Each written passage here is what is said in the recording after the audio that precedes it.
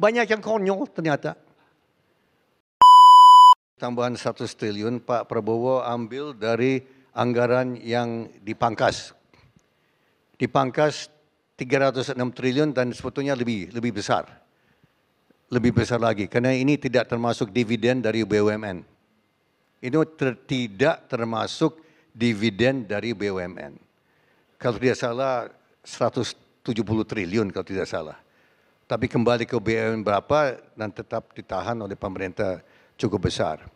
So itu Pak Prabowo menyadari bahwa kalau uang itu dipangkas, ditarik dan tidak dikucurkan ke ekonomi, ini pertumbuhan ekonomi kan melambat. Ya, Prabowo ada keuntungan satu Pak CT. Prabowo adalah anaknya seorang guru besar ekonomi. Prabowo bukan sarjana ekonomi, tapi menurut saya dia lebih menguasai ekonomi daripada banyak sarjana ekonomi. Enggak sungguh. Kenapa? Karena selama puluhan tahun dia belajar dari orang tuanya, yang juga orang tua saya. Belajar di meja makan. Belajar dari apa? Pembahasan kan kami belajar prinsip ekonomi dari orang tua. Ya. Dan dia tahu bahwa kalau uang tidak di-spend, tidak dikucurkan, tidak dibelanjakan, itu kan bisa menyebabkan kontraksi. So walaupun uang itu diambil dari program-program, itu berarti akan di-spend, dibelanjakan untuk program-program yang strategis. Ya. Ada program-program perjalanan dipangkas.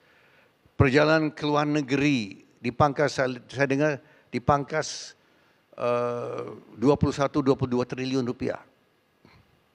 Untuk kunker-kunker ke luar negeri. Studi banding ke luar negeri. Dan banyak sekali yang saya dengar dari dia pangkas. Ada program konyol. Program konyol dihapus, dipangkas. Nanti saya bisa cerita sama Pak Seti yang mana yang di sini. Ada ya, yang konyol-konyol itu. Banyak yang konyol ternyata. Pak Prabowo cerita sama saya dia berapa minggu dia periksa anggaran APBN. Ternyata di APBN kita ada 9 tingkat, Pak. Ya, biasanya Presiden Menteri periksa sampai tingkat ke-3 ke-4. Prabowo periksa sampai tingkat ke-9, Pak. Tingkat ke-9, dibongkar semua Pak. Nah dari itu 36 triliun, 100 triliun itu dari yang untuk makanan gratis itu dari 3.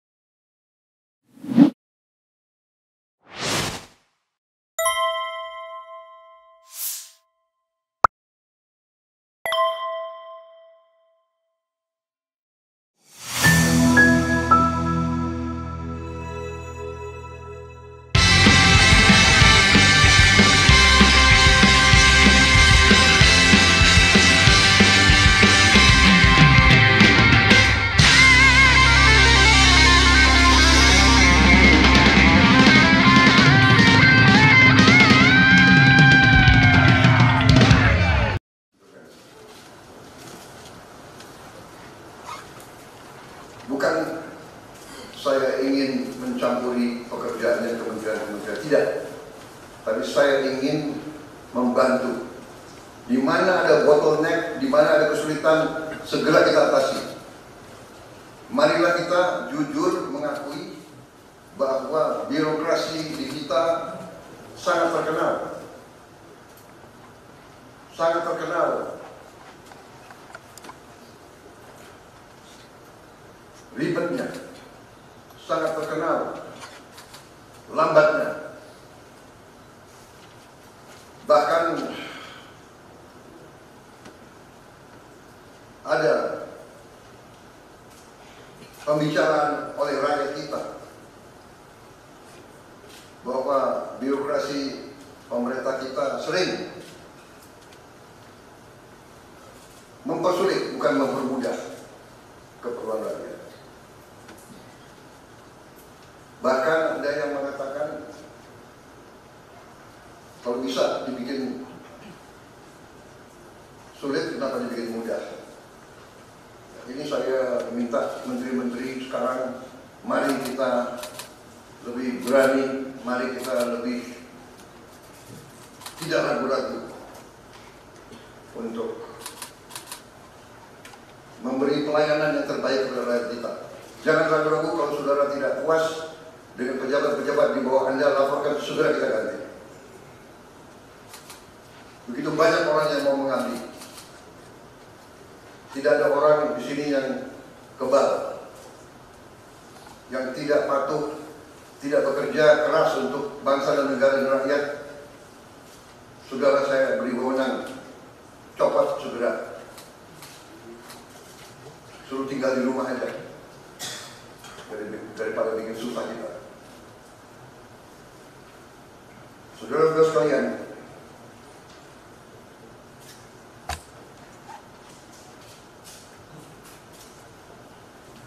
saya kira dalam waktu dekat saudara-saudara akan segera menyiapkan program kerja saudara masing-masing. Saya beri kesempatan segera, dan sewaktu-waktu terus saya akan panggil koordinasi. Tadi pagi sebelum sidang kabinet saya sudah koordinasi sama beberapa menteri, dengan Jaksa Agung, dengan BPKP, dan besok pun kita akan lanjutkan.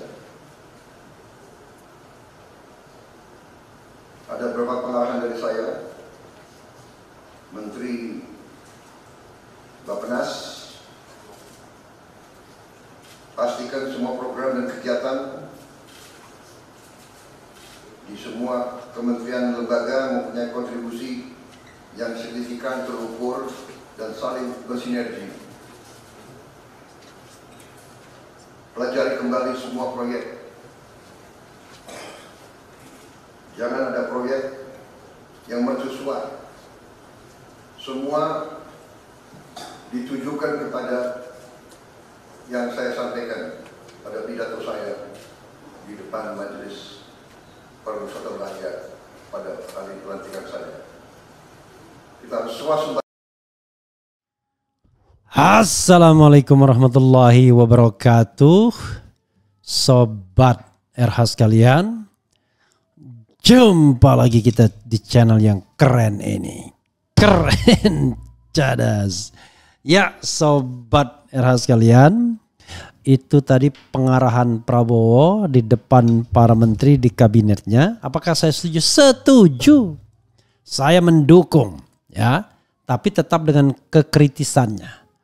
Bukan berarti kita mendukung begitu saja, tapi tidak melihat kekritisannya. Tetap, ya. Jadi saya mencatat beberapa hal, ya. Birokrasi kita ribet, lambat, persulit, ya, mempersulit. Kalau bisa sulit, kenapa dipermudah? Dia nggak suka. Prabowo nggak suka dengan birokrasi seperti itu, ya. Dia meminta menterinya lebih berani, tidak ragu-ragu, beri pelayanan yang terbaik. Ya, dia bilang tak ada yang kebal. Kalau tidak patuh, copot aja daripada bikin susah kita.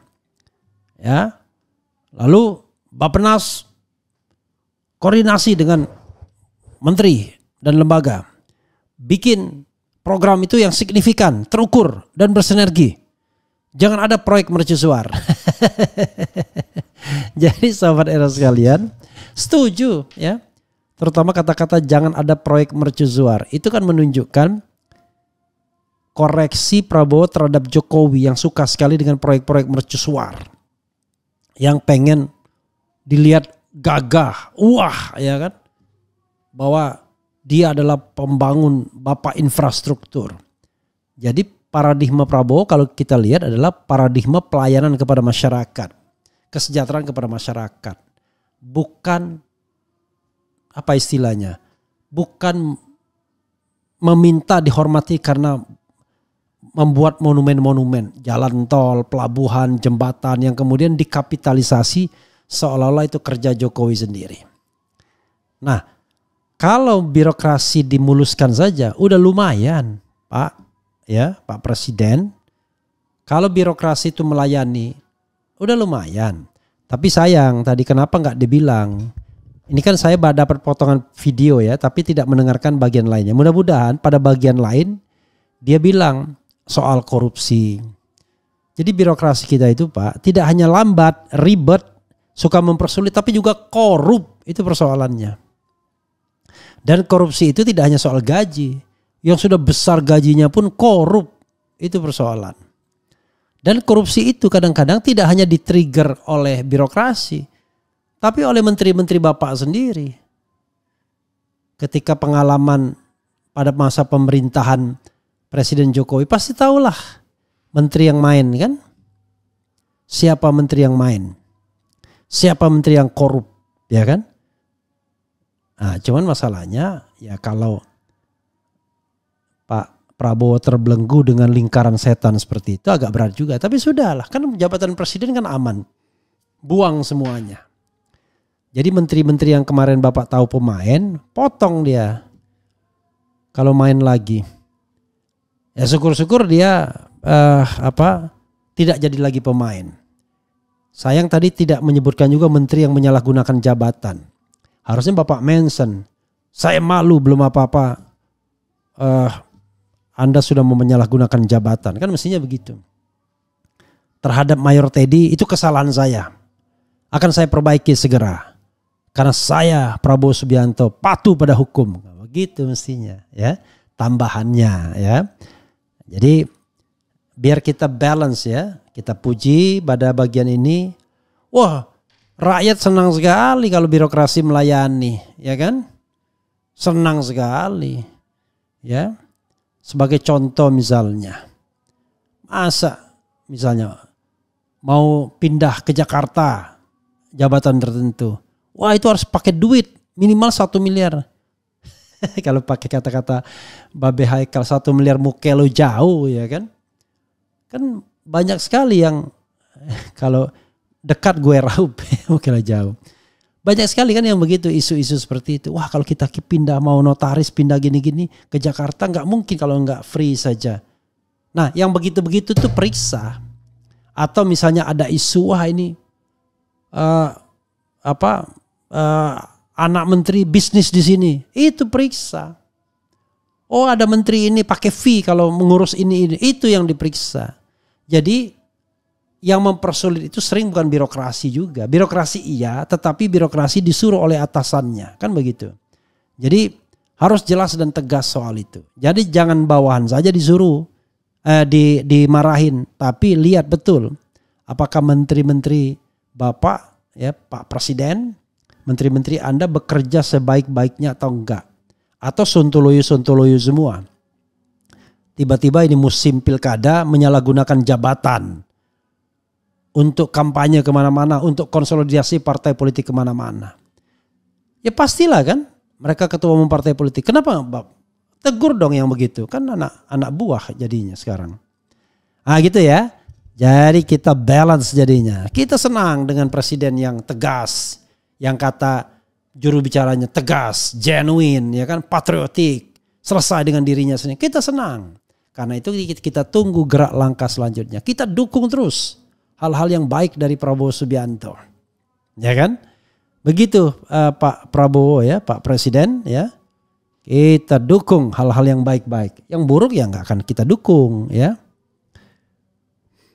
Kemudian saya nggak habis pikir si Bahlul masih dipelihara aman negara. Nggak ada menteri yang namanya Bahlul ya. Pak Presiden tolong copot wakil presiden yang melanggar kode etik. Presiden tidak bisa mencopot wakil presiden. Yang bisa mencopot adalah Majelis Permusyawaratan Rakyat melalui proses impeachment dari DPR, MK, DPR dan Mahkamah Konstitusi ya. Kemudian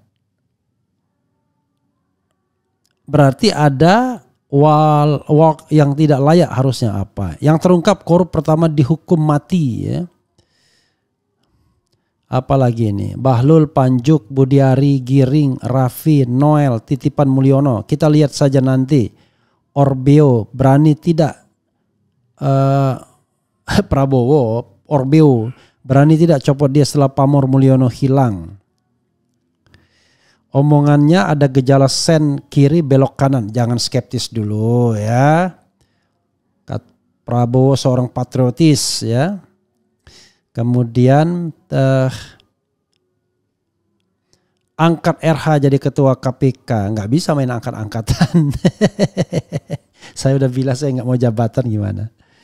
Aceh rakyat udah bosen dengarnya, rakyat perlu bukti bukan sekedar janji. Nah Pak ya, dengar suara rakyat, jangan sampai rakyat demo karena suaranya nggak didengar, tidak ditanggapi. Oke. Tapi dari penunjukannya saja udah banyak yang nggak capable kok. Ya sudah, nanti kita tunggu 100 hari kan. Tinggal tunggu waktu saja untuk di reshuffle mana yang punya catatan bermasalah korupsi. Oke.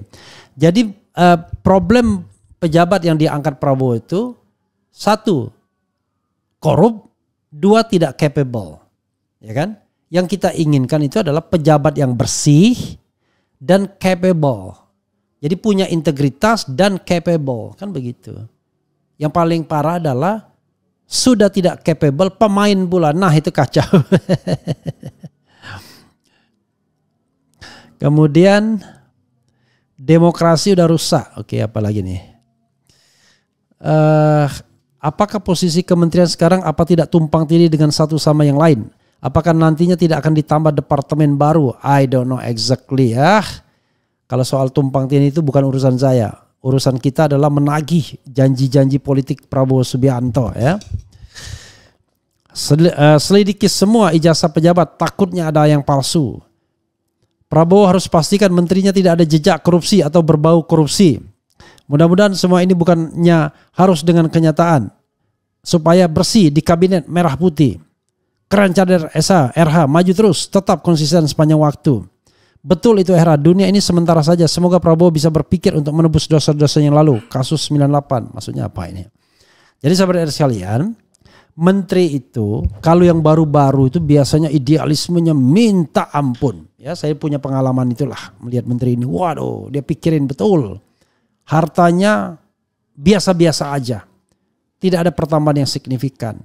Tapi belakangan selama 10 tahun menjabat kelihatannya udah beda.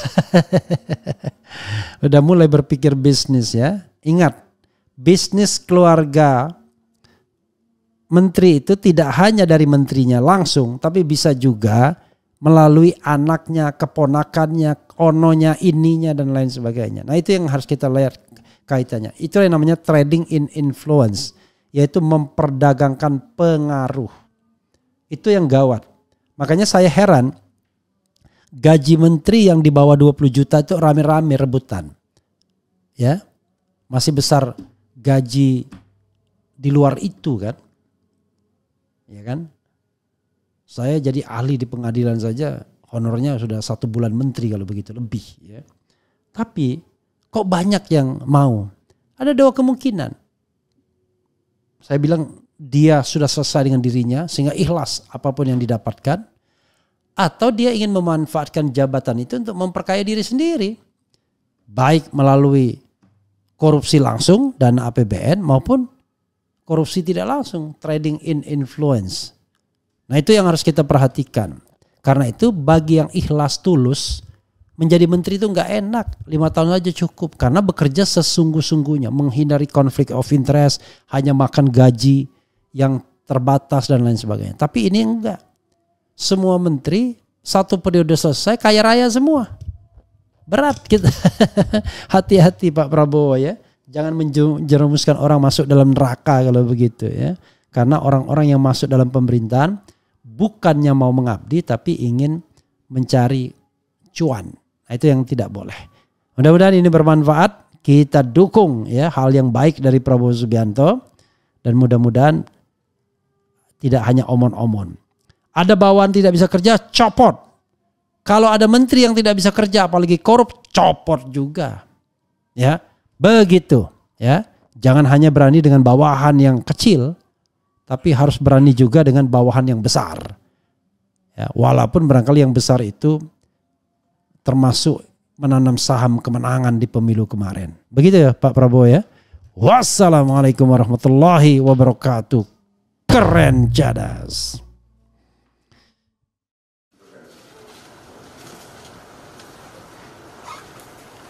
Bukan saya ingin mencampuri pekerjaannya kementerian-kementerian, tidak.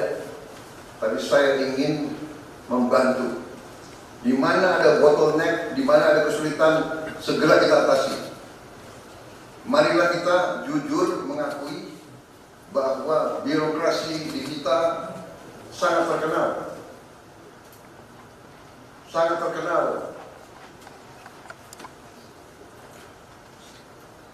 Ribetnya. Sangat terkenal. Lambatnya. Bahkan ada pembicaraan oleh rakyat kita bahwa birokrasi pemerintah kita sering mempersulit bukan mempermudah keperluan rakyat. Bahkan ada yang mengatakan kalau bisa dibikin sulit, kenapa dibikin mudah? Ini saya minta menteri-menteri sekarang, mari kita lebih berani, mari kita lebih tidak ragu-ragu untuk memberi pelayanan yang terbaik kepada rakyat kita. Jangan ragu-ragu kalau saudara tidak puas dengan pejabat-pejabat di bawah Anda, laporkan, segera kita ganti. Begitu banyak orang yang mau mengabdi. Tidak ada orang di sini yang kebal, yang tidak patuh, tidak bekerja keras untuk bangsa dan negara dan rakyat. Saudara saya beri wewenang, copot segera. Suruh tinggal di rumah aja, daripada bikin susah kita. Saudara-saudara sekalian,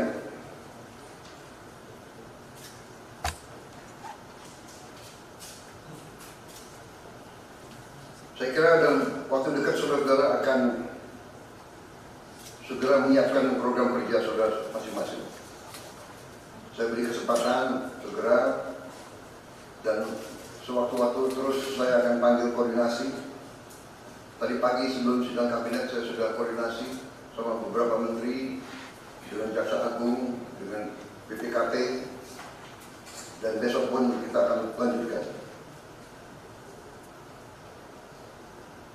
Ada beberapa pengarahan dari saya, Menteri Bappenas, pastikan semua program dan kegiatan di semua kementerian lembaga mempunyai kontribusi yang signifikan, terukur, dan saling bersinergi.